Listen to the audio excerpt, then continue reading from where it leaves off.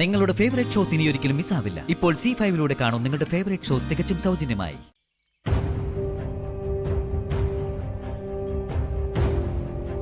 അങ്കിളെ, I am really sorry. ഞങ്ങള് അറിയാതെ അവന്റെ മുൻപിൽ ചെന്ന് പെട്ടുപോയതാ.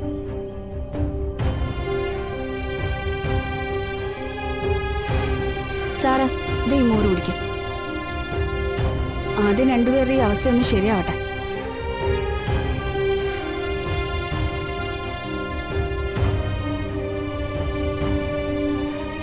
ഒരുപാട് നാളുകൾക്ക് ശേഷം മനസ്സിൽ സത്യസന്ധമായ ഒരു കാര്യത്തിന് ഇറങ്ങിയതാ. നിങ്ങളൊക്കെ വന്ന് പറഞ്ഞപ്പോ ആ പെൺകുട്ടി അനുഭവിക്കാൻ പോകുന്ന ദുരന്തങ്ങൾ എനിക്ക് മനസ്സിൽ കാണാൻ കഴിഞ്ഞു. അവനെ തടയാൻ ആരെ കൊണ്ടും പറ്റില്ല. അങ്കിള് നോക്കിക്കോ, അവൻ ഇഞ്ചിഞ്ചായിട്ട് നിത്യയെ കൊല്ലും. നമ്മളിനി എന്താ ചെയ്യാ മക്കളെ? പറ്റാവുന്ന അത്ര ശ്രമിച്ചു. ദൈവങ്ങൾ പോലും അങ്ങനെ ഒരുത്തന്റെ കൂടെ ആയിപ്പോയില്ലേ? പക്ഷേ ഒരു കാര്യമുണ്ട്, നമ്മൾ എത്ര അകന്നു നിന്നാലും നിത്യേച്ചി കരഞ്ഞു എന്നറിഞ്ഞ പിന്നെ അവനെ ബാക്കി വെച്ചേക്കരുത്. അച്ഛൻ നോക്കിക്കോ, ഇനി അയാൾ ശ്രമിക്കുന്നത് വല്യച്ഛനെയും നമ്മളെയും കൂടുതൽ അകറ്റാനായിരിക്കും. അയാൾ അതിൽ ജയിക്കുകയും ചെയ്യും. നിത്യ പാവമാണെങ്കിൽ ഈ പത്രത്തിലൊക്കെ ഇടയ്ക്ക് വായിക്കാറില്ലേ, കടിക്കാൻ മൂർഖനെ വിട്ടിട്ട് കാവലിരുന്ന കഥ? ചിലപ്പോ അതിലും വിചിത്രമായ കഥകളായിരിക്കും നിത്യയുടെ കാര്യത്തിൽ നമ്മൾ കേൾക്കുക. അങ്കിളെ, നിത്യയോട് എപ്പോ വേണമെങ്കിലും സംസാരിക്കാൻ ഞാൻ തയ്യാറാ.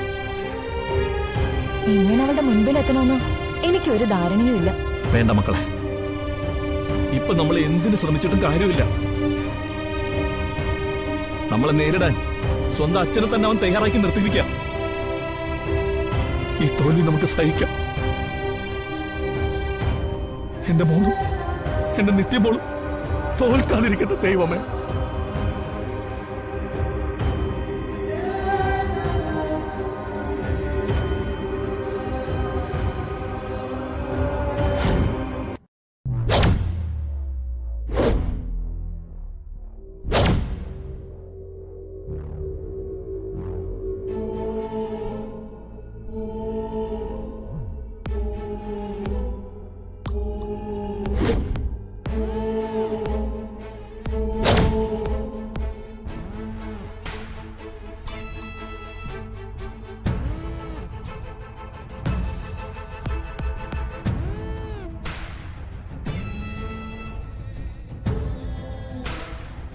കുട്ടിയെ കൈ ഒന്നുകൂടിക്കണം നീട്ടുക.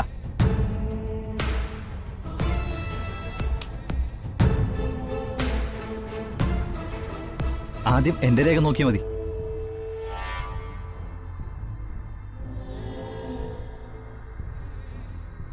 ദേ ചായ.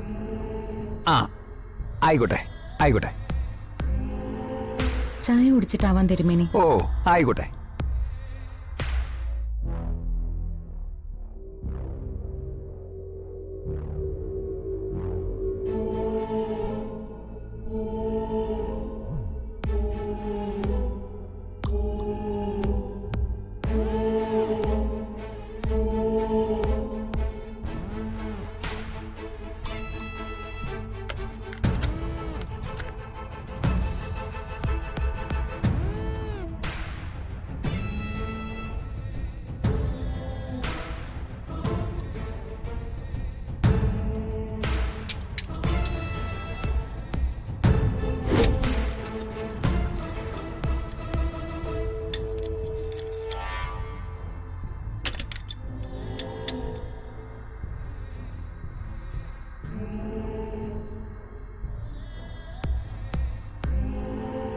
ഒരു പരിഹാര പൂജ നടത്തേണ്ടതുണ്ട്.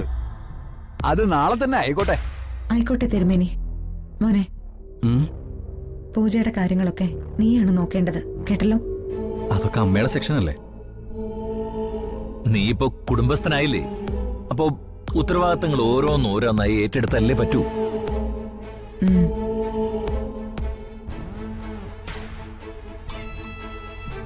അതിന്റെ തുടക്കം ഈ പൂജയിൽ തന്നെ ആവട്ടെ, അല്ലേ സുജാതെ? തീർച്ചയായിട്ടും. ഇനി എന്റെ മോനെ ഉത്തരവാദിത്തങ്ങൾ പഠിപ്പിക്കാതെ പറ്റില്ലല്ലോ. സാറ് പൂജ പണത് എനക്കൊന്ന് പാക്കണം മേഡം.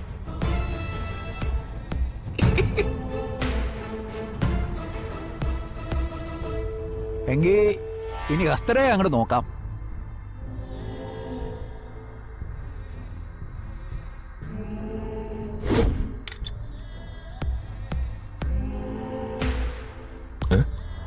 എന്നെ പാക്കറേ എന്നെ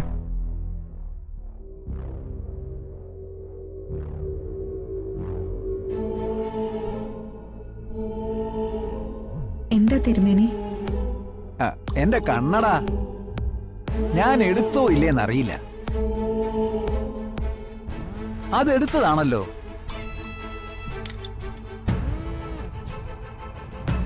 കണ്ണട ഇല്ലാതെ ഹസ്തരേഖ നോക്കാൻ കഴിയില്ല. അപ്പൊ പിന്നെ എന്താ ചെയ്യാ? പിന്നൊരിക്കലാകല്ലേ. അയ്യോ തിരുമേനി, അതിന് മുടക്കം വന്നാല്? ആ, അതൊരു മുടക്കമായിട്ട് കണക്കാക്കണ്ട. അറിയുന്നൊരു വിദ്യ ഒന്ന് നോക്കാമെന്ന് പറഞ്ഞതേ ഉള്ളൂ. പിന്നീട് ഒരിക്കൽ വിശദമായിട്ട് അങ്ങനെ നോക്കാം. എന്താ, നാളത്തേക്കുള്ള ഏർപ്പാടുകൾ ചെയ്യാം. ആ ശരി മോനെ, തിരുമേനിയെ കൊണ്ടുവിട്ടിട്ട് വാ. ശരിയമ്മ.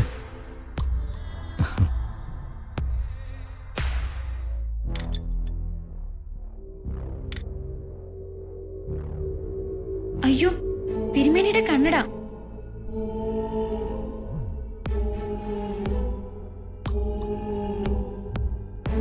അയ്യോ, ഏട്ടൻ അറിഞ്ഞില്ലേ അത്? അത് ഞാൻ തിരുമേനി തന്നെ ശ്രദ്ധിച്ചിരുന്നോണ്ട്. തിരുമേനി, സോറി തിരുമേനി. അത് സാരമില്ല. ആ, കുഴപ്പമില്ല തിരുമേനി. പോകുന്ന വഴിക്ക് നമുക്ക് കണ്ണട വാങ്ങിക്കാം. അതിന്റെ ആവശ്യമില്ല. എന്നാലും കഷ്ടമായി പോയല്ലോ. ശ്രദ്ധിക്കണ്ടേ മോനെ? ഞാൻ എന്ത് ചെയ്യാനമ്മേ? ശേ, വല്ലാത്ത വിഷമമായി പോയല്ലോ. ആമാ ആമാ. അതങ്ങോട്ട് വിട്ടുകളയാ. എങ്കിൽ തിരുമേനി വരൂ. ഓ, എന്നാ ഞാനങ്ങട്. ഓ, ശരിക്കും പറ്റിപ്പോയതാണ്.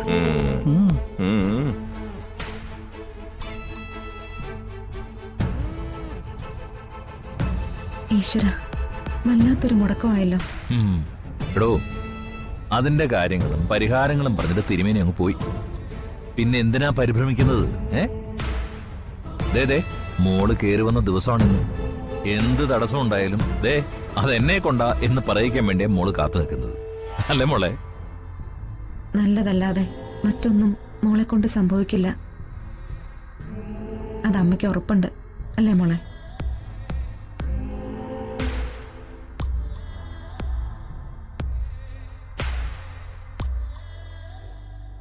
ഡൗൺലോഡ് ചെയ്യൂ C5 ആപ്പ്. കാണൂ എല്ലാ എപ്പിസോഡുകളും സൗജന്യമായി.